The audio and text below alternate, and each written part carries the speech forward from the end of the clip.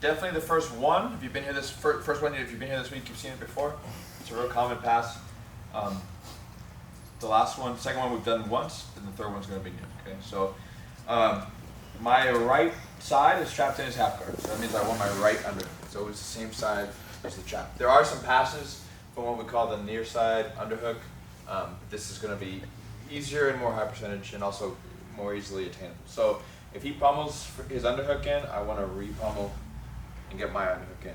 My goal is to flatten him out, get both shoulder blades on the ground. Okay, so my cross face comes in, and I turn his head upward like this. Now I'm going to cross at my wrists like that. Okay.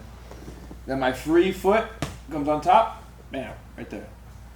And I use it to free my knee, and I drop it to the ground on both knees on the same side. Okay. And as I slide, I reach back again. Usually my foot's going to get stuck here. I reach back again. I kick the top leg out. I free my bottom leg, and then I walk his knees away from me. If his knees are pointing away, then he's not going to get back to guard.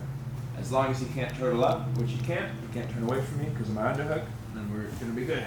Then we move our way up, secure the side back. Okay? So, underhook, cross face, wrist to wrist, flatten him out. Okay, make sure that this shoulder, don't put it down on his neck, because he can still move, he still lift his chin up and move his head around.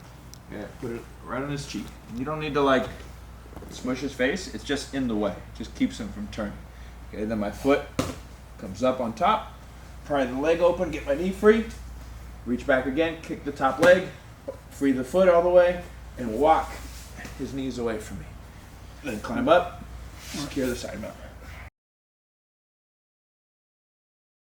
What we did the first half of the week was if we talked about him pointing his knees in this direction, and then we switch to the base and then reach back to free the knee.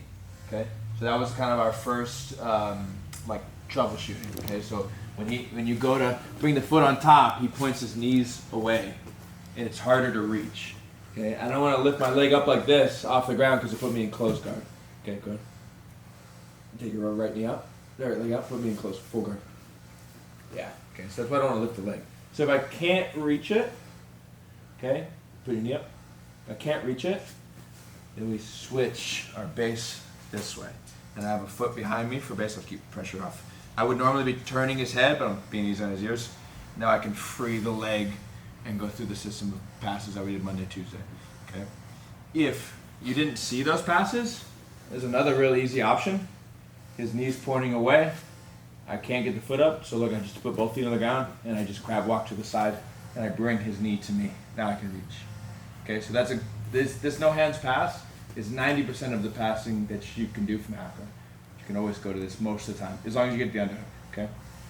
So that's just a recap for what we've done. So what we're gonna look at now is if we lose the pummel for the underhook, okay? So he gets his underhook in, and what that's gonna allow him to do is start to work up into me, grab my foot and go into like a dogfight and start to take me this way, okay?